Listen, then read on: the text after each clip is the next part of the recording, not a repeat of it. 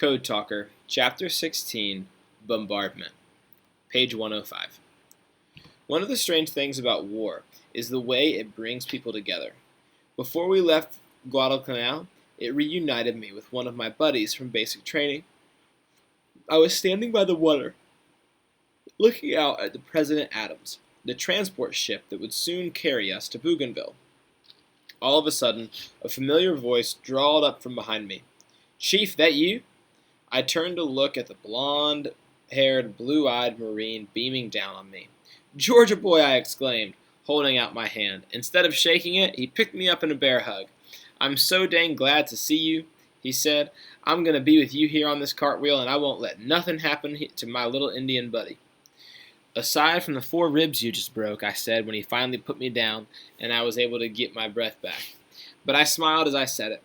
We Navajos know it's always good to see a friend. And it is even better when you know that a friend is going to be by your side in battle. What was that cartwheel Georgia boy mentioned? Operation Cartwheel. That's the name they gave the Allied plan of which our invasion of Bougainville was a part. It was a good name, for our aim was to turn things around. If we succeeded, the Allies would no longer be on the defensive. We would be on the attack. Page 106. West of Bougainville were the islands of the Bismarck Archipelago and New Guinea. All of those were in Japanese hands. The biggest and most dangerous Japanese airbase was at Rabaul, on the northwest tip of New Britain Island. Every day, Zeeks and Vals, Kates and Bettys came streaming out of Rabaul to make life hard for our forces. Yes, grandchildren, I am sure that now you want to know what Zeeks and Vals and Kates and Bettys were. Well, just as we code talkers made up names for things, so too did the ordinary fighting men create nicknames for just about everything. They did so for the equipment we used, like the name, quote, alligator given to our landing boats, and they did so for Japanese planes. Men's names were given to fighters and women's to bombers. Zeeks were Zeros, fast little A6M Japanese fighter planes. They could go 700 miles at 350 miles an hour without refueling and climb up to 4 miles high in 7 minutes.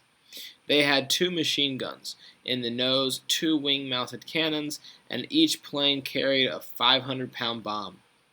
Until our carriers got the new Grumman Hellcats in 1943, nothing in the sky could outfly a Zero. Val was one of the enemy's big, slow 2-engine bombers. Kate was the Japanese torpedo bomber, and Betty was their newer, faster Mitsubishi G4M, a twin-engined, long-range bomber.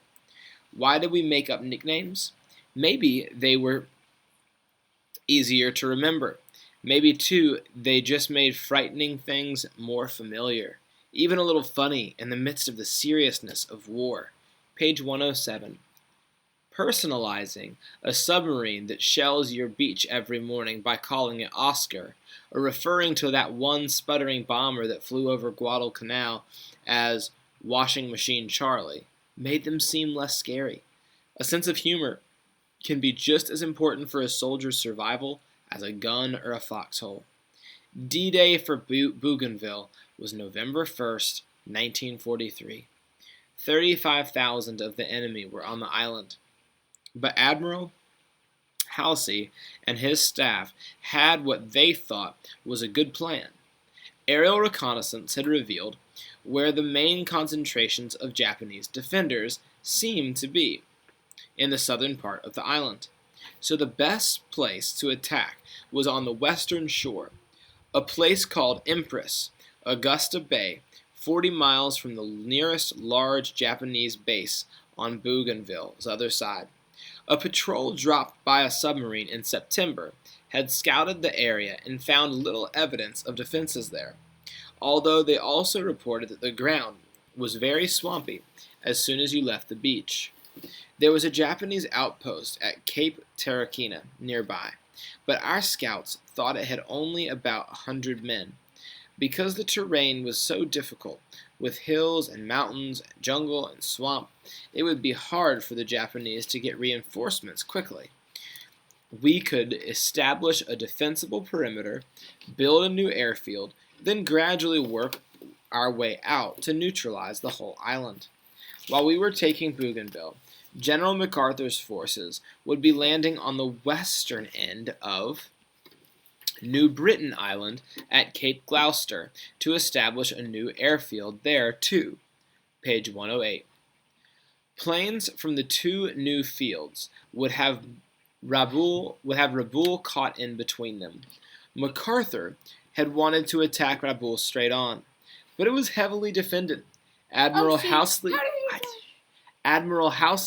thought that too many of our boys would die at the beaches.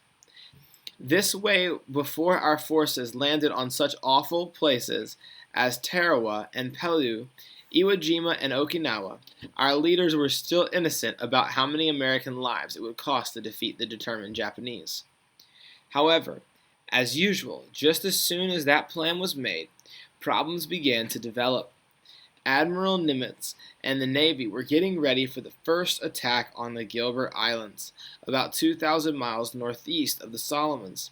Nimitz demanded some of the battleships and destroyers originally given to Admiral Halsey for our Marines. So instead of 2 carrier groups, Halsey now only had 1. There was plenty of grumbling in the staff conferences at Guadalcanal and about Operation Cartwheel being turned into Operation Shoestring Number 2. We Marines usually felt resentful toward the Navy, and with good reason. When the Marines were dropped on Guadalcanal back in August of 1942, the naval commander had been Rear Admiral Richmond Kelly Turner. In one of the dumbest moves of the war, he'd failed to prepare for a Japanese naval attack. The result was what we Marines called the Battle of the Four Sitting Ducks. On the night of August 8 and 9, a Japanese task force came tearing down the slot, which is what we called that stretch of ocean between the Solomon Islands and New Britain, where the Japanese base at Rabaul was still in operation. Page 109. They sank 4 American cruisers. Our whole fire support group was wiped out. Turner was forced to sail away with his supply ships only half unloaded. That left the Marines on Guadalcanal without any naval support, only half their supplies, and 50,000 Japanese ready to wipe them out. So with half the spokes knocked out of Operation Cartwheel, lots of Marines were just saying, "Here we go again." Few of us slept the night before D-Day. We waited on board our ship for the first light of morning to show us the island. I kept checking my watch, uncertain if I wanted its sluggish hands to move faster or just to stay still forever. Finally, it was 5:30 a.m. in civilian time. The President Adams was still a few miles out from land, following the battleships and minesweepers that went ahead of us to enter the bay. Our objective was Blue Beach 1, the landing zone closest to Cape Torquemada. It was too dark for me to clearly see the other men around me. Moving through the night in enemy waters, our ships were always kept in blackout, so they couldn't be seen by Japanese planes. You weren't allowed to light even a match, but I knew that darkness would soon be broken before the dawn. I strained my eyes toward the northeast as I stood by the rail. The other silent men stood watching beside me. We could hear the sound of wheelstones being drawn along blades as some of the other Marines sitting on the decks behind us honed their already razor-sharp knives and bayonets. Other leathernecks, that's Marines, were tying and retying their boots, checking and rechecking their packs, their guns, their ammunition. Page 110. A few of us tried to carry on conversations, saying anything we could think of to keep ourselves calm. "What about them Yankees?" said someone with a southern accent. I knew it had to be Georgia boy. He wasn't talking about Northerners. Even though he was from the deep South, he loved the New York Yankees baseball team. "They cleaned up them Cardinals 4 games straight," Georgia boy added. No one answered him. One Marine a few men down to my left was singing softly to himself the first lines of a song that had just come out the year before. It was very popular with us Marines. He had a good voice, but either didn't know the whole song or was so nervous he could only remember the first line. "Praise the Lord and pass the ammunition. Praise the Lord and pass the ammunition." I reached down to touch my buckskin pouch, filled with corn pollen. I had prayed earlier that morning, but now I whispered words again in our sacred language, asking for the holy people for protection. "Get ready for the fireworks, Chief," said the dark shape of a tall Marine next to me. Suddenly, a brilliant starburst appeared straight ahead, followed by another and another. 2 seconds later, the thunder of cannons reached us. It was 0600. The destroyer Wadsworth had begun the shore bombardment right on schedule. Other bursts of light began to appear as the Terry and the Sigourney joined in. My apologies. We're on page 111. Each ship, right here, each ship had its own fire support area. Their shelling was supposed to soften up the beaches, drive back the enemy, and destroy its positions. It had worked on Guadalcanal. The surprised Japanese there had retreated back from the beaches, and the first landings had gone almost unopposed. Now, the last of our minesweeper destroyers, the Anthony, opened up. It was so much closer to us that the firing of its big guns outlined the whole ship. The thudding waboom of its cannons made our decks quiver. Anthony's target was a small island called Paruta. Our transports had to pass close by there. The Anthony's 5-inchers roared off 2-gun salvos, one after another, though no return fire answered. On and on the shelling went. The whole sea ahead of us was alive with fire and drifting smoke. It was impossible to hear anything other than the constant, deep-thudding booms of our naval bombardment. It was pounding like the giant heart of the war itself, or a great thunderstorm without an end. Bougainville was visible now in the hazy morning light. I saw explosions from the shell strikes blossoming on its distant shore. I knew that the men might be dying there, but what I saw at that moment did not seem terrible.